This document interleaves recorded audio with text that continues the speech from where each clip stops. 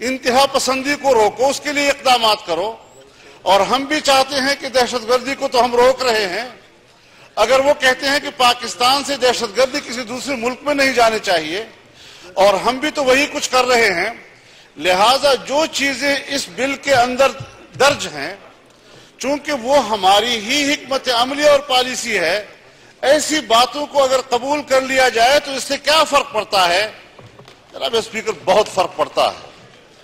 ہمیں اس حوالے سے سنجیدگی سے غور کرنا ہوگا کہ ہمارا ملک جو ہمارا ہے، جس کی ایک داخلی خود مختاری ہے، جس کی ایک داخلی اقتدار اعلیٰ ہے، اور ہمارا اپنا ایک قانون ہے، ہمارا اپنا ایک آئین ہے، اس کے اپنے ایک تقاضے ہیں، اس کے اپنے اختیارات ہیں.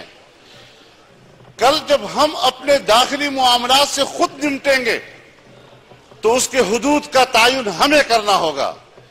یہ فیصلہ ہمیں کرنا ہوگا کہ دہشت گرد کون ہے اور دہشت گرد کون نہیں. یہ فیصلہ ہمیں کرنا ہوگا کہ یہ چیز ہمارے لیے مفید ہے یا ہمارے لیے نقصان دہ. لیکن اگر ہم اس بل کے شرائط کے ہوتے ہوئے یہ امداد وصول کر لیں گے، اس کے بعد ہمیں اپنے داخلی پالیسیوں پر اختیار نہیں رہے گا. اس کے بعد پھر یہ فیصلہ وہ کرے گا کہ آپ جس دہشت گردی کے خلاف جنگ لڑ رہے ہیں، اس کے حدود، اس کا تعین ہم نے کرنا ہوگا. آپ کی کارکردگی کا معیار اس نے طے کرنا ہوگا. آپ ملک کے اندر مالیاتی پالیسیاں بنائیں گے تو اس کا فیصلہ اس نے کرنا ہوگا. آپ فاٹا میں کچھ کریں گے تو اس کے فیصلے اس نے کرنے ہوں گے.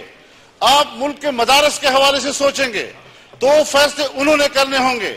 اور اس 7 بلین کے لیے، $7 بلین کے لیے یہ انہوں نے طے کرنا ہوگا کہ آپ کے ملک کا نظام اور اس کی پالیسیاں یہ آپ کے ہاتھ میں ہیں یا ہمارے ہاتھ میں ہیں.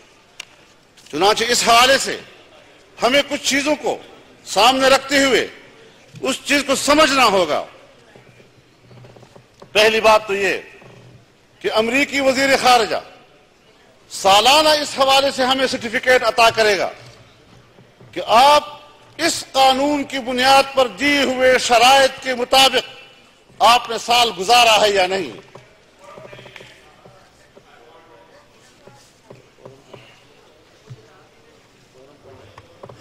کاؤنٹ کروا لیجیے.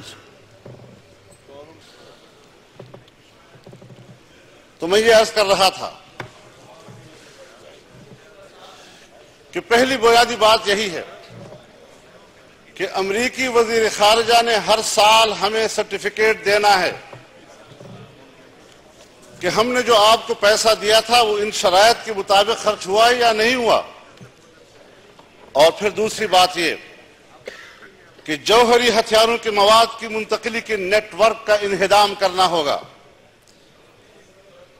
اس سلسلے میں معلومات فراہم کرے یا جو لوگ اس نیٹ ورک سے وابستہ ہیں ان تک رسائی دے.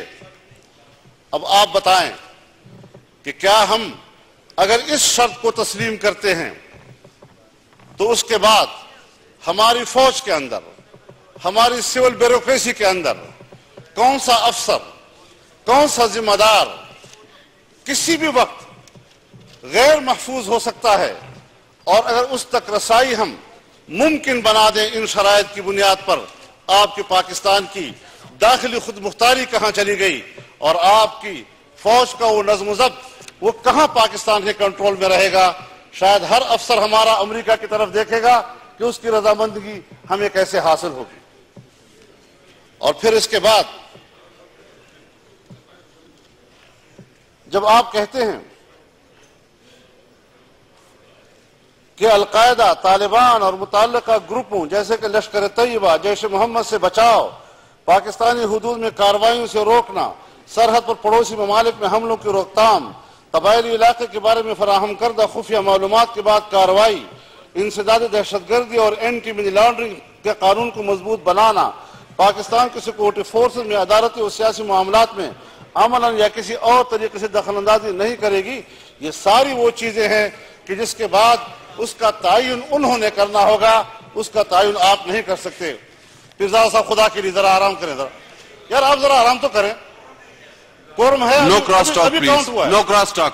مولانا صاحب آپ ماشاءاللہ بہت سینئر ہیں. ابھی کاؤنٹ ہوا ہے جی میں ان سے وہ بات کر لیتے ہیں. ابھی کاؤنٹ ہوا ہے. آپ پیرزادہ صاحب تشریف رکھیں, ابھی پھر دیکھ لیتے ہیں. جی مولانا صاحب کی بات سن لیں سر. جی مولانا صاحب ایک وقت میں 2 دفعہ نہیں کاؤنٹ کیا جا سکتا سر. نو کراس ٹاک پلیز. مولانا صاحب آپ جاری رکھیں اپنی بات کو.